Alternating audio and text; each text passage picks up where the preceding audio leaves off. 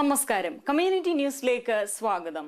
Atlantis space ഷട്ടിലിന്റെ 33ാമത്തെ യാത്രയോടെ നാസ ഇന്റർനാഷണൽ സ്പേസ് സെന്ററിലേക്കുള്ള യാത്രയ്ക്ക് വിരാമമിടുന്നു. നാസ 1981 ആരംഭിച്ച സ്പേസ് ഷട്ടിൽ പ്രോഗ്രാം വഴി 135 യാത്രകളാണ് വിവിധ സ്പേസ് ഷട്ടിലുകളിലൂടെ നടത്തിയിട്ടുള്ളത്. സ്പേസ് ഷട്ടിലിന്റെ അവസാന യാത്ര കാണുവാനായി ലക്ഷക്കണക്കിന് ആളുകൾ കെനഡി സ്പേസ് സെന്ററിന് ചുറ്റും തടിച്ചുകൂടി. അറ്റ്ലാന്റിസ് അടുത്ത ചൊവ്വാഴ്ച തിരിച്ചെത്തുന്നതോടെ അമേരിക്കയ്ക്ക് ഇനി മുതൽ റഷ്യയെയോ പ്രൈവറ്റ് കമ്പനികളെയോ ബഹിരാകാശ യാത്രയ്ക്ക് ആശ്രയിക്കേണ്ടി വരും. Go for main engine start. T-minus 10, 9, 8, 7, 6, 5. All three engines up and burning.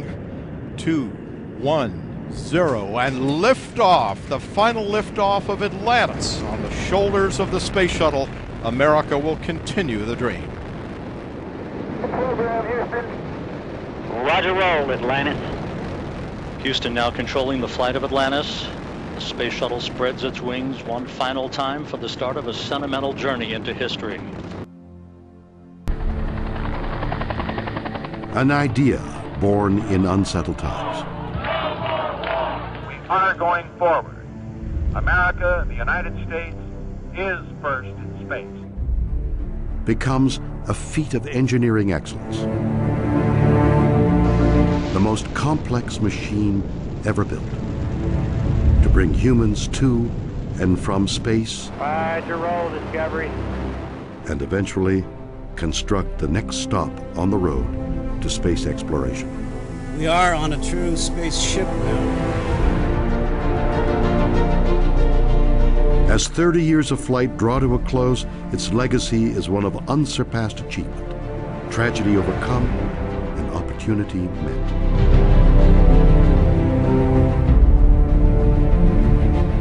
NASA Space Shuttle. Space Shuttle Endeavour is rolling out to Launch Pad 39A at NASA's Kennedy Space Center in Florida. In 24 missions, flown over 20 years, Endeavour has logged more than 103 million miles in space. The last of NASA's shuttles to be built, Endeavour prepares for her final flight, STS-134. I marvel at when I see the space shuttle up close and personal, behind the panels where we have hardware, plumbing, black boxes, electronic devices and that sort of thing. The workmanship that I see in this is astounding. And that points right at the people that do this. When you integrate all that together, it results in what I think has been a marvelous program with the space shuttle. Well before any shuttle reaches the launch pad, however, a staggering amount of work is required. The parts, plans, and people necessary to make each launch span the entire nation. One single goal is the focus: the safety of the orbiter and her crew. You've got all these people, all these folks that are in their 20s, some of them in their 30s, and they are, no kidding, in charge of some part of the space shuttle, some part of the space station, or some part of the plan. And every one of those people absolutely believes that they are the one that makes the difference on getting those astronauts back down to the ground alive.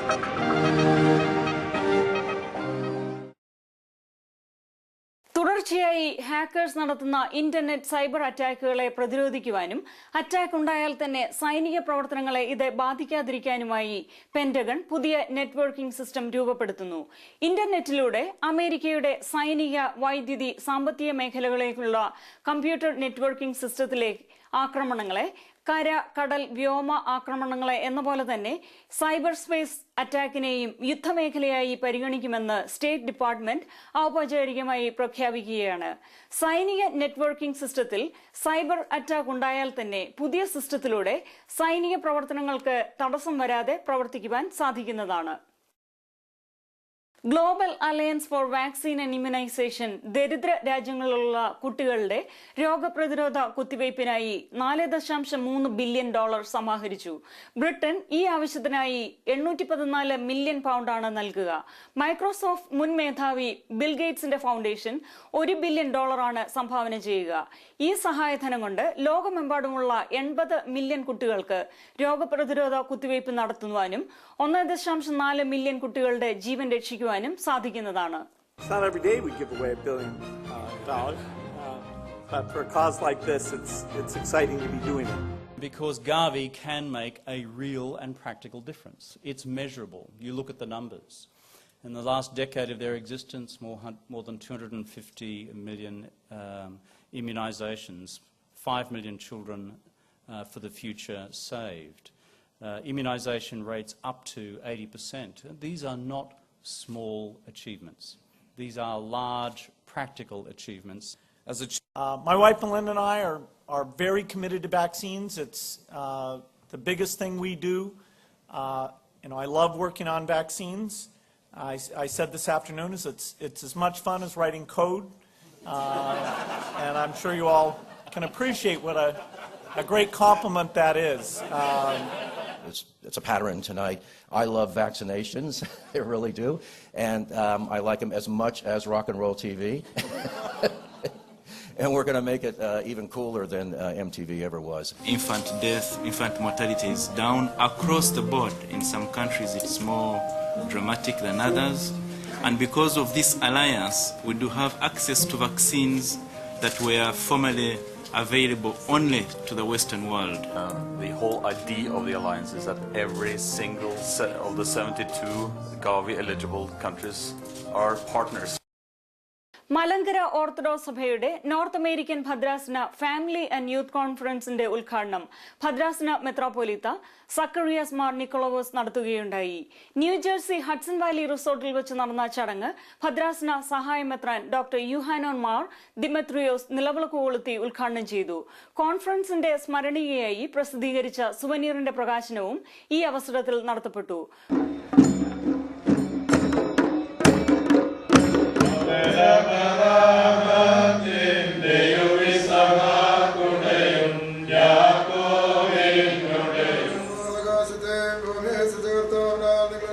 One side, this is the first conference for me as the diocesan metropolitan.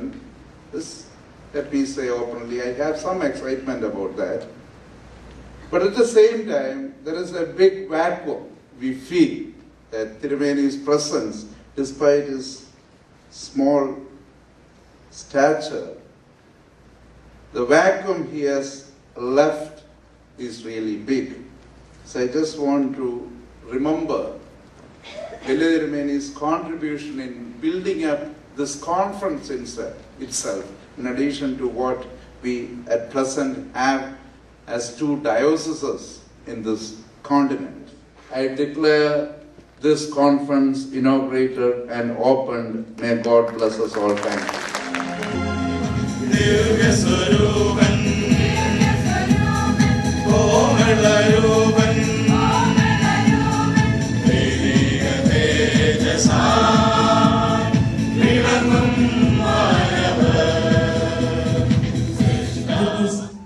With a great pride and a lot of joy, I will invite നമ്മുടെ കുടുംബങ്ങളെല്ലാം കൂടെ ഒന്നിച്ചു വരിക എന്ന് പറഞ്ഞിരിക്കുന്നത് നമ്മളുടെ അടിസ്ഥാനപരമായിട്ടുള്ള ഒരു ആശയമാണ്. നമ്മൾക്ക് ഈ കോർപ്പറേറ്റ് ഐഡൻറ്റിറ്റി എന്ന് പറഞ്ഞിരിക്കുന്നത് നമ്മളുടെ ആൾക്കാർ ഒരുമിച്ച് വന്ന് ഇങ്ങനെ പങ്കുകൊള്ളുമ്പോൾ അവർക്കുണ്ടാകുന്നതായിട്ടുള്ള ആ കൂട്ടായ്മയും അതിൽ കൂടി അവർക്ക് ലഭിക്കുന്നതായിട്ടുള്ള ആത്മീകമായിട്ട് ഉത്തേജനവും, അങ്ങനെ ആ ഒരു സാഹചര്യത്തിൽ കൂടി അവൾക്ക് ദൈവശാസ്ത്രപരമായിട്ടുള്ള ആശയങ്ങൾ അവരുടെ വിശ്വാസത്തെ ഉറപ്പിക്കുവാനും കൂടി വളരെയധികം അവരുടെ ജീവിതത്തെ ഒന്ന് ക്രമപ്പെടുത്താനായിട്ടുള്ള ഒരു അനുഗ്രഹങ്ങൾ പ്രാപിക്കുവാനും ഒരു അവസരമായിട്ട് ഇത് കാണും.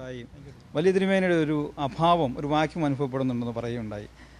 കുറച്ചും കൂടെ സ്പെസിഫിക് ആയിട്ട് തിരുമേനിക്ക് അതിനെപ്പറ്റി ഒന്ന് പറയാമോ? പ്രത്യേകിച്ച് വലിയ തിരുമേനിയെക്കുറിച്ച് ചിന്തിക്കുന്നുണ്ട്. തിരുമേനി ഒരു എവറിതിങ് ഒരു മൈക്രോ ലെവൽ സൂക്ഷ്മ ദൃഷ്ടിയാണ് കാണുന്ന ഒരു വ്യക്തിയാണ്. ഇപ്പം അതിൻ്റെ ഒരു ആബ്സൻസ് പലതും ചില കാര്യങ്ങൾ ചെയ്യുമ്പോഴും ഒക്കെ ഏതാണെങ്കിലും ഇപ്പോൾ ഒരു കടലാസ് ഇരിക്കുന്നത് കണ്ടാണ് തിരുമേനി പെട്ടെന്ന് ശ്രദ്ധിക്കുന്നത്. ഞാൻ ഈ കോൺഫറൻസിനെ കാണുന്നത് ഒരു ഭദ്രാസനത്തിൻ്റെ ഏറ്റവും വലിയ ഒരു ഇവൻ്റായിട്ടാണ് കാണുന്നത്. ഒരു മെത്രാപ്പോലീത്തായെ സംബന്ധിച്ചിടത്തോളം ആ മെത്രാപ്പോലീത്തായുടെ ജനങ്ങളെ, കുഞ്ഞുങ്ങളടക്കം എല്ലാവരെയും കാണാൻ അതൊരു ഔദ്യോഗികമായൊരു ബോഡിയല്ല എന്നുള്ളതിൽ ഒഴിച്ചാൽ എല്ലാവരെയും കാണാനും അവരോട് സ്വന്തം ആഗ്രഹങ്ങൾ പറയാനും അവരിൽ നിന്ന് കേൾക്കാനുമുള്ള ഒരേ ഒരു അവസരം ഇത്രയും 100 കണക്കിന് ആളുകൾ വരും. അതോടുകൂടി തന്നെ അച്ഛനോട് ഒരു കാര്യം ചോദിക്കാനുണ്ട്. അഭിനന്ദ തിരുമേനി ഒരു പ്രാവശ്യം കൂടി ഉത്തരവാദിത്തം അച്ഛനെ ഏൽപ്പിച്ച് അച്ഛൻ ചെയ്യാൻ സന്നദ്ധനാണോ? തിരുമേനി ഒരു പ്രാവശ്യമല്ല 100 പ്രാവശ്യം പറഞ്ഞാലും തിരുമേനിമാരോട് ഒരിക്കലും ഞാൻ ഒരു കാര്യത്തിലും നോ പറഞ്ഞിട്ടില്ല, ഒരിക്കലും പറയാൻ ഉദ്ദേശിക്കുന്നുമില്ല. ശ്രീ പോൾസി മത്തായി ഈ കോൺഫറൻസിൻ്റെ 2 വർഷക്കാലത്തെ കോൺഫറൻസിൻ്റെ ട്രഷററായിരുന്നു. സാമ്പത്തിക നില എങ്ങനെയുണ്ട്? But we feel some good things for the future, and we should be able to leave some money for the upcoming conference committee and for the conference. Ms. Asha Thomas, who is the outgoing General Secretary, but that should be the best outcome of this conference. North East American ഭദ്രാസന family and youth കോൺഫറൻസിൻ്റെ 1ാം ദിവസം, ഈ ഉദ്ഘാടന ദിവസം പരിപാടികൾ അവസാനിക്കുമ്പോൾ ഈ ഭദ്രാസനത്തിലെ വിശ്വാസികളായ ജനങ്ങൾക്ക് മുൻപിൽ 3 ദിവസത്തെ പ്രാർത്ഥനാ നിർഭരവും ആത്മീയ ജീവിതത്തിൽ അധിഷ്ഠിതവുമായ കേരള ലിറ്റററി സൊസൈറ്റി ഓഫ് ഡാലസിന്റെ നേതൃത്വത്തിൽ ചങ്ങമ്പുഴ ജന്മശതാബ്ദി ആഘോഷവും സാഹിത്യ സദസ്സും നടത്തുകയുണ്ടായി. കേരള അസോസിയേഷൻ ഹാളിൽ വെച്ച് നടന്ന ചടങ്ങിന് ജോസൻ ജോർജ് അധ്യക്ഷത വഹിച്ചു. മുഖ്യ അതിഥിയായി പ്രസിദ്ധ സാഹിത്യകാരൻ സക്കറിയ ചടങ്ങിൽ പങ്കെടുത്ത് സംസാരിച്ചു. Doctor MS.T. നമ്പൂതിരി തുടങ്ങി ഡാലസിലെ നിരവധി സാഹിത്യ സാംസ്കാരിക പ്രവർത്തകർ ചങ്ങമ്പുഴ കവിതാ പാരായണത്തിൽ പങ്കെടുത്തു. സെക്രട്ടറി തോമസ് മാത്യു സദസ്സിന് സ്വാഗതം ആശംസിച്ചു. മലരണിക്കാടിന്റെ ശീതളഛായയിലേക്ക് മലയാളികളെ ഒന്നടങ്കം കൂട്ടിക്കൊണ്ടുപോയ പ്രണയാതുരനായ ഇടയ ബാലനെ നമുക്ക് മലയാളികൾക്കും ഒന്നടങ്കം കാട്ടിത്തന്ന ഒരു മഹാനായ കവിയായിരുന്നു ശ്രീ ചങ്ങമ്പുഴ കൃഷ്ണപിള്ള. 1948 ജൂൺ 18-ാം തീയതി മാതൃഭൂമി ദിനപത്രത്തിൽ വന്നൊരു റിപ്പോർട്ട്, അവിടെയാണ് ഞാൻ തുടങ്ങാൻ പോകുന്നത്. സ്ഥലം തൃശ്ശൂർ, ജൂൺ 18.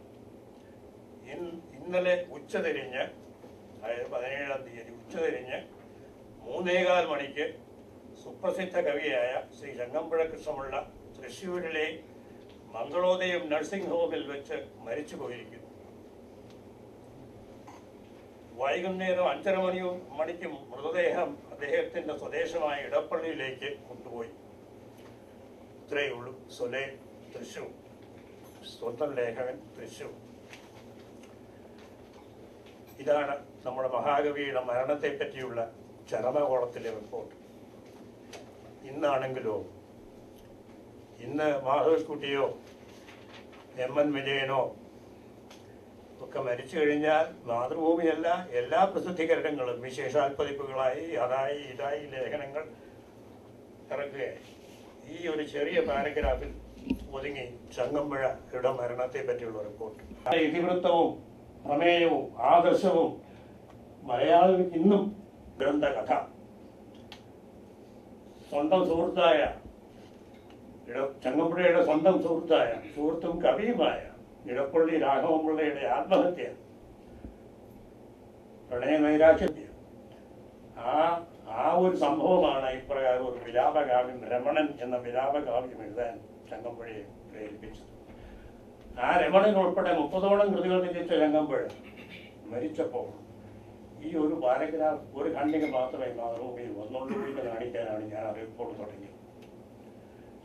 ചങ്ങമ്പുഴ ജീവിച്ചു തന്നെയല്ല, മലയാളികൾ ഒന്നടക്കം മാധ്യമങ്ങളും അവഗണിച്ചു എന്നുള്ളത് ഓർത്തിരിക്കണം. സ്വാധീനം ചെലുത്തി എന്നറിഞ്ഞതിന് ശേഷം മാത്രം ചങ്ങമ്പുഴയെ പുകഴ്ത്തുന്ന ഒരു സ്വഭാവമാണ് നാം എടുത്തിരിക്കുന്നത്. പോയാലും ഈ ഒരു 10-50 നിലയുള്ള കെട്ടിടങ്ങളും ഈ ഭയങ്കര തിളക്കവും കളറുളപ്പും ഒക്കെ ഉള്ള ഒരു സ്ഥലമാണെന്നാണ്.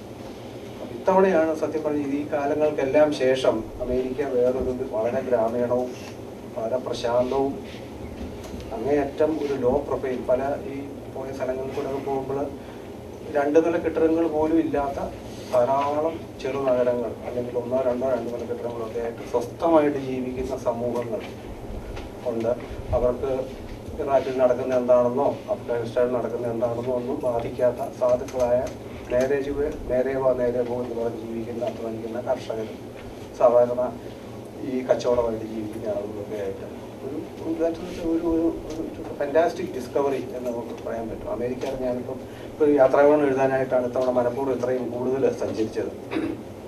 അമേരിക്കയെ പറ്റി എനിക്ക് കിട്ടിയ എൻ്റെ ഹൃദയത്തിൽ തട്ടിയ അറിവെന്ന് പറയുന്നത് ഈ ഒരു കണ്ടുപിടുത്തം. ഇത് നമ്മളുടെ ഈ മാധ്യമ നിർമ്മിതമായ പ്രതിച്ഛായകൾക്കപ്പുറത്ത് ഡൗണിൻ്റെ ഈ വലിയ സങ്കല്പങ്ങൾക്കും അതിൻ്റെ ഉയരങ്ങൾക്കും എല്ലാം അപ്പുറത്ത് വളരെ ലോകത്തിലെ മറ്റേത് സാധാരണ സമൂഹങ്ങളെ പോലെ ജീവിക്കുകയും ചിന്തിക്കുകയും പ്രവർത്തിക്കുകയും ചെയ്യുന്ന സാധാരണക്കാരായ അവരാണ് ഇവിടുത്തെ ഭൂരിപക്ഷം എന്നൊക്കെ എനിക്കൊക്കെ ഇപ്പോൾ മനസ്സിലാകുന്നത്.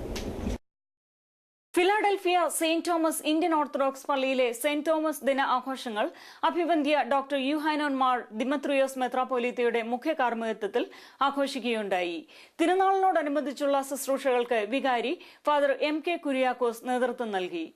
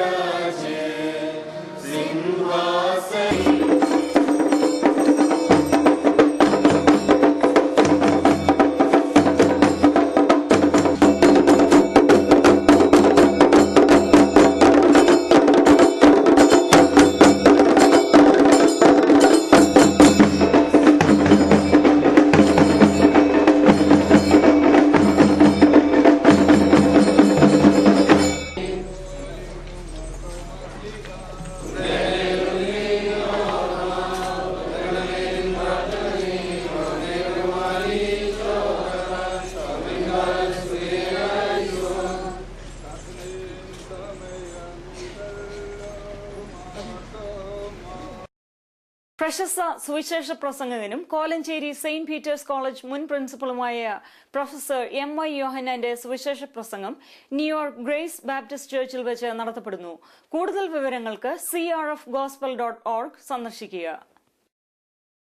ഷിക്കാഗോയിൽ സ്ഥിരതാമസമാക്കിയ കോട്ടയം കല്ലറ ആശാരിക്കുറ്റിൽ ഡോക്ടർ ജോർജ് മാത്യുവിന്റെ മകൾ സാറ കേരള സന്ദർശനത്തിനിടയിൽ പിറവത്ത് വെച്ച് പുഴയിൽ വീണ് മുങ്ങിമരിച്ചു. സാറയുടെ മാതൃ സഹോദരി പുത്രി എലിസബത്തും ഈ അപകടത്തിൽ മുങ്ങിമരിച്ചു. കമ്മ്യൂണിറ്റി ന്യൂസ് പൂർണ്ണമാകുന്നു. നന്ദി, നമസ്കാരം.